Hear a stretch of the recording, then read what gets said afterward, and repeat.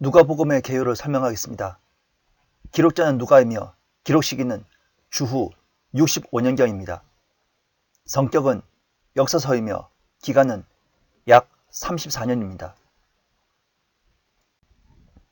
수신자는 데오빌로와 헬라인들, 누가는 완전한 사람을 추구하는 헬라인들을 향해 완전한 사람으로 죄인들의 구원자로 오신 예수님을 제시하였습니다. 헬라어 성경에는 카타루콘, 누가에 의한으로 되어 있습니다. 빛을 뜻하는 누가는 의사였으며 고등교육을 받아 문화를 잘 이해한 사람입니다. 그는 삶의 후반부를 바울과 함께 했습니다.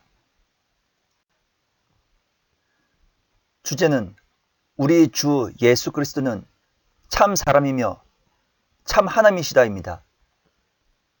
동정녀 탄생을 강조, 어린 시절을 자세하게 기록함으로 인성을 언급함. 예수님의 사역은 낮은 곳에 임하시는 소망과 죄사함을 주셨으며 잃어버린 양, 잃어버린 드라크마, 잃어버린 아들을 구원하시는 주님의 사역으로 강조됩니다. 그러므로 주 예수 그리스도께서는 죄인들의 친구이십니다. 목적은 데오빌로 각하와 헬라인과 이방인들에게 자세히 그리스도를 소개하기 위함입니다. 인류를 위하여 구세주로 오신 하나님의 아들은 참 사람이십니다. 그분은 완전한 사람으로 그의 참된 인성을 본받아야 합니다. 따라서 그분을 참 하나님, 참 사람으로 알고 믿어야 합니다. 핵심장은 15장이며 잃어버렸다 찾은 것입니다. 핵심절은 인자가 온 것은 잃어버린 자를 찾고 또 구원하려는 것이라 19장 10절입니다. 핵심 단어는 찾아, 구원하다입니다. 핵심구는 인자입니다. 누가복음의 내용을 설명하겠습니다. 누가복음은 신약 성경에 포함된 복음서들 중에서 양적으로 가장 큰 복음서입니다. 실제로 누가복음과 사도행전을 합치면 바울의 모든 서신을 합친 것보다 많으며 요한 서신을 다 합친 것보다 많습니다. 누가복음의 저자는 사랑하는 의사 누가입니다. 누가복음과 사도행전이 같은 저자의 손에 의해 기록된 문서란 데에는 아무런 이의가 없습니다. 그는 사도행전에 기록된 사도 바울의 선교 여행에 동행했습니다. 또한 그는 바울이 처형당할 때에도 함께했습니다. 누가복음은 사도행전이 기록되기 전에 기록되었습니다. 따라서 아마도 AD 58년에서 AD 60년 사이에 기록되었을 것입니다. 누가복음의 기록 장소는 정확하지 않습니다. 어떤 이들은 그리스, 카이사랴 혹은 팔레스타인의 어떤 장소에서 기록되었을 수도 있다고 추정합니다. 누가는 바울이 카이사랴에서 구금당했을 때에도 그와 함께 했습니다. 이때 바울은 여러 제자들과 교제하고 예수님께서 행하신 일들을 본 사람들과 교제하였을 것입니다. 초기 기독교의 선교 과정에서 로마 정부에 의해 정치적으로 유죄 판결을 받은 예수를 전파한다는 것은 어려운 일이 아닐 수 없었습니다. 누가로서는 이러한 상황에 직면하여 예수님이 정치적으로 유죄 판결을 받고 처형된 것이 아님을 변호함으로써 복음 전파의 걸림돌을 제거하려고 했고 로마 정부와 대립적이며 투쟁적인 관계가 아니라 도덕적이며 건전함을 밝힘으로써 로마를 향한 기독교의 발판을 다지려 하였습니다. 누가는 예수님께서 본디오 빌라도에게 신문을 당하는 과정을 기록하면서 그가 예수의 무죄를 알고 인정했을 뿐 아니라 예수를 석방시키려고 했음을 말하고 있습니다. 누가는 빌라도의 이런 무죄 선언과 그가 예수님을 3번씩이나 놓아주려고 했음을 말하고 있습니다. 예수님의 정치적 무죄는 누가에 있어 기독교의 정치적 무죄를 뜻하는 것이었습니다. 누가는 이렇게 예수는 로마 정부에 의해 죄인으로 생각되지 않았다는 점을 강조하는 것 외에 로마 관리도 기독교에 대해 호의적이었음을 강조하고 있습니다. 누가복음 7장 9절에서 칭찬받은 로마 군인 백부장은 예수님께서 이 일을 해줄만 하나이다 했으며 십자가형을 지휘하던 백부장은 예수님의 최후의 장면을 지켜보며 참으로 이 사람은 의인이었도다 라고 고백하고 있습니다. 누가는 예수 그리스도를 하나님의 아들로서 보다는 인자로 제시합니다. 그는 그리스도의 인성을 강조하는 반면 요한은 예수님의 신성을 강조합니다. 그분의 계보는 아담까지 거슬러 올라가며 그분의 어머니와 그분의 유아기와 소년 시절에 대해서는 아주 상세한 설명을 해줍니다. 성경 독자들은 누가가 특별히 이방인적인 요소를 강조함을 발견할 수 있을 것입니다. 예를 들어서 문화의 비유가 그렇습니다. 마태복음 25장 14절에서 30절에는 달란트의 비유가 나옵니다. 또한 마태복음의 천국이 누가복음에서는 하나님의 나라로 대체되어 있다는 것을 볼 수 있습니다. 이는 누가 자신이 사도 바울의 사역에 영향을 받았음을 나타냅니다. 바울은 AD 30년경 그리스도께로 회심했습니다.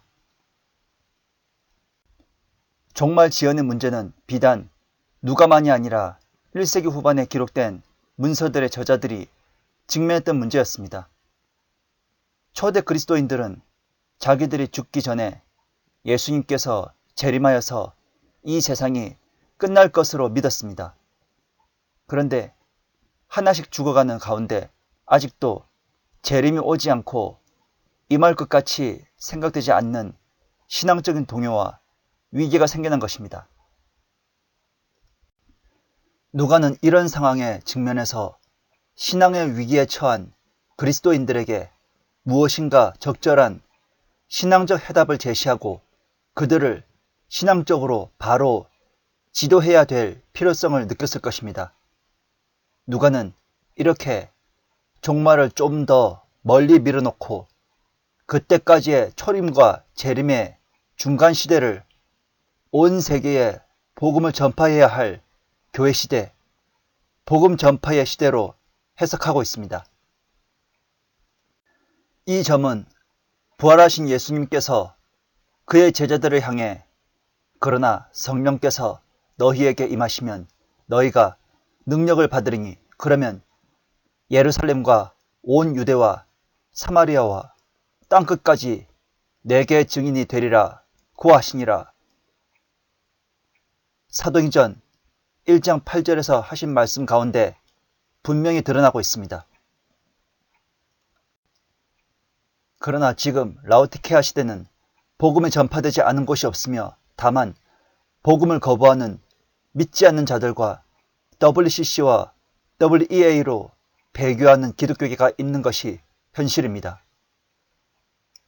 배교한 기독교계의 가르침은 지옥의 자식을 더욱 악한 지옥의 자식으로 만듭니다.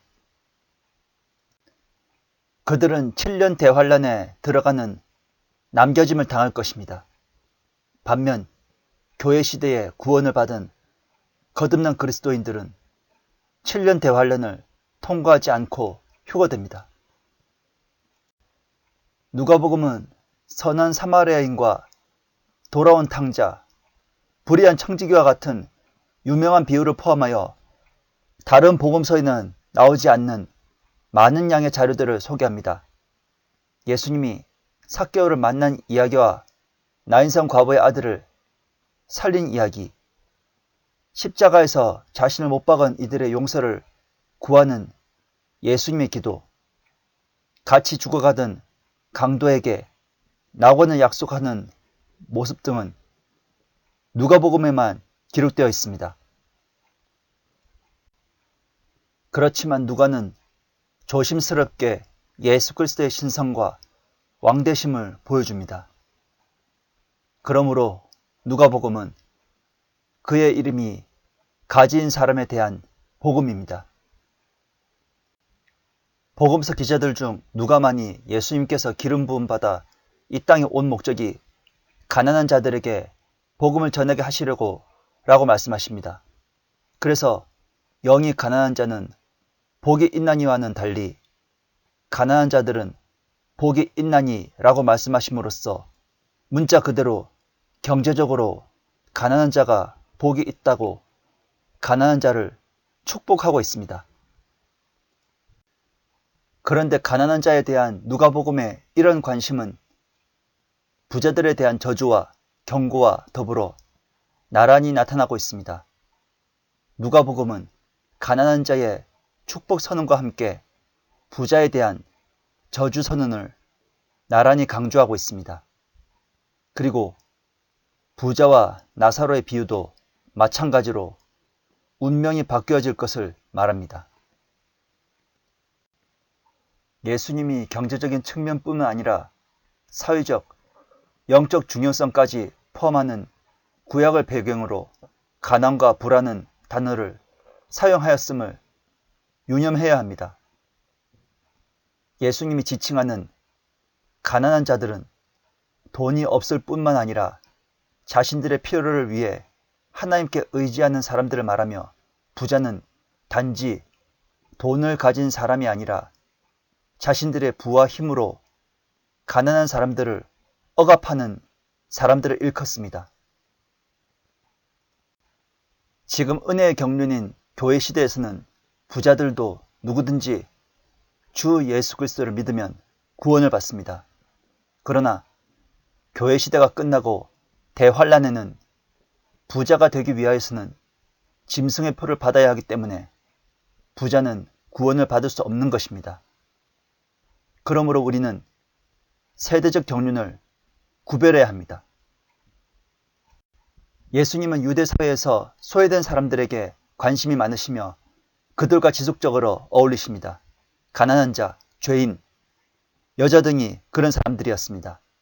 누가는 종종 이 같은 주변인들이 예수님의 메시지에 특별히 잘 반응한 것으로 묘사합니다.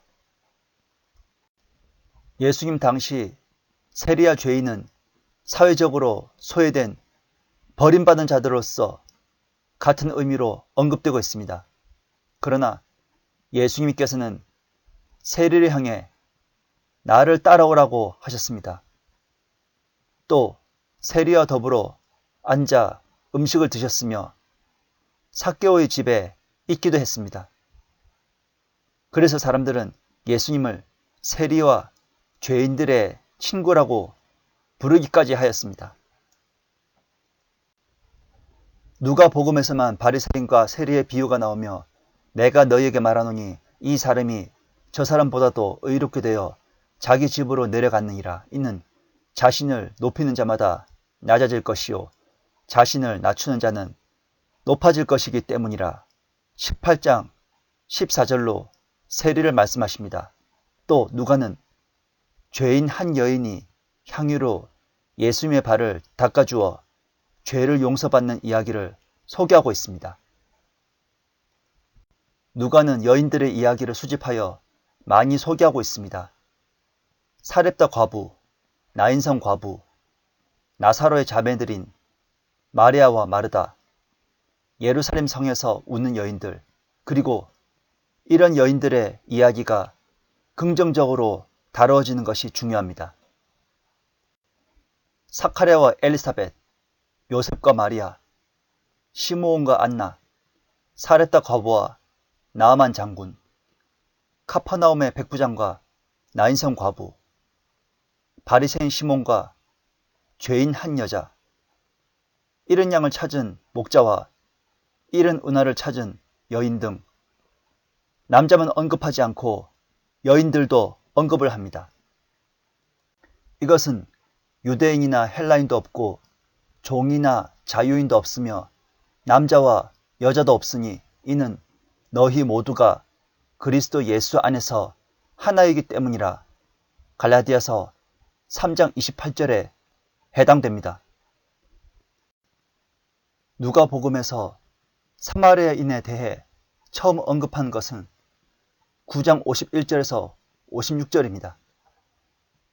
야고보와 요한이 주여 우리가 하늘에서 불이 내리도록 명하여 마치 엘리야가 한 것처럼 그들을 살라버리기를 원하나이까? 라고 말합니다.